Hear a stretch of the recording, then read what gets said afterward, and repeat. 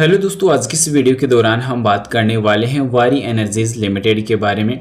सुगस company ने यहाँ पे बड़ी अपडेट जारी कर दी है। कंपनी ओएफएस लेके आ चुकी है, यानी ऑफर फॉर सेल यहाँ पे लेके आ चुकी है। अब प्राइस वगैरह जैसा कि लेट नाइट को अपडेट आई थी, पर उस अपडेट के बाद मार्केट में एक भारी भरकम गिरावट देखने को मिली।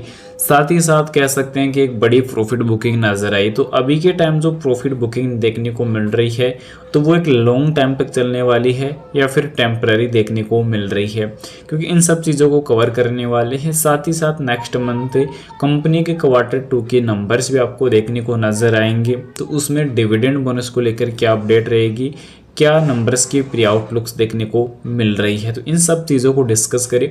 उन सबसे पहले बता दूं, बाय सेल के लिए कोई भी रिकमेंडेशन सजेशन नहीं रहेगी, जानकारी ओनली एजुकेशन पर्पज के लिए रहेगी। प्राइस 3500 रुपये पे आज की क्लोजिंग देखने को मिली है। लगभग 3% की गिरावट के साथ आज की क्लोजिंग नजर आई है। 3614 रुपये की आज की ओपनिंग नजर आई थी इंट्राडे की, और 3645 रुपये इंट्राडे का हाई रहा है। तो यानी कि 52 वीक हाई से अभी के टाइम तेजी से करेक्शन की तरफ ये कंपनी का डेटा बढ़ता हुआ नजर आ रहा है, और कहीं ना कहीं करेक्शन का सामना बड़ा करना पड़ा है। अब यहाँ पे चेक कर सकते हैं कि वारी एनर्जी 500 की कीमत पर ओएफएस के माध्यम से 61 लाख शेयर इंडो सोलर को शेयर बेचेगी।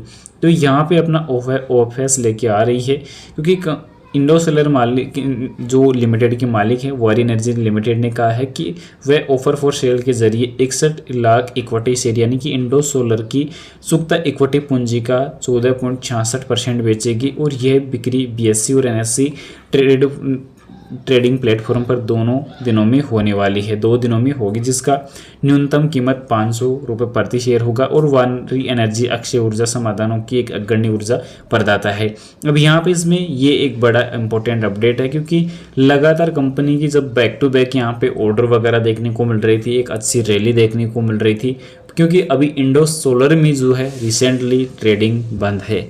तो ये चीज़ इंपॉर्टेंट रहेगी। इसके अलावा अब वारी एनर्जी बनाम प्रीमियर एनर्जी, कौन सा ग्रीन एनर्जी बेहतर दांव पर है, तो इस पर भी अगर बात करी जाए तो कुछ इंपॉर्टेंट चीज़ें देखने को मिल रही है।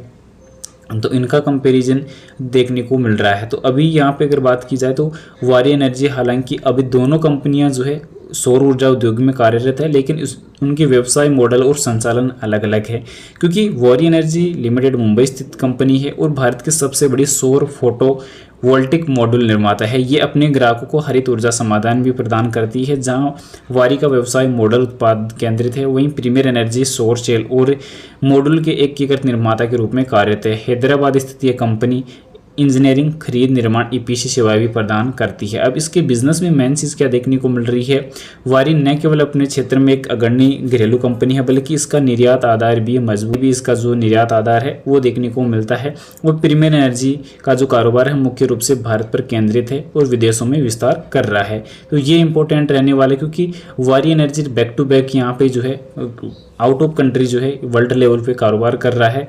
तो ये चीज़ इंपॉर्टेंट रहेगी। यस सिक्योरिटीज़ ने अपने रिपोर्ट में कहा कि वारी रिन्यूएबल टेक्नोलॉजीज़ के तहत 3.16 गीगावाट ईपीसी ऑर्डर शामिल है। घरेलू ऑर्डर बुक को DCR लिंक्ड योजनाओं में लाभ होता है, जबकि अमेरिकी पाइपलाइन 3.75 गीगावाट RESC समर्थित परियोजनाओं के तहत वित्त वर्ष 30 तक दर्शिता बनाए रखेगी। तो ये इंपॉर्टेंट देखने को मिला है। प्रीमियर एनर्जी के लिए भी काफ़ी इंपॉर्टेंट रहा है। पर यहाँ पे वारी एनर्जी के लिए जो ब्रोकरेज यस सिक्योरिटीज़ ने संकेत दिया कि राजस्व, EBITDA और PT वित्त वर्ष 28 के दौरान, इनके 25 से 28 के दौरान 33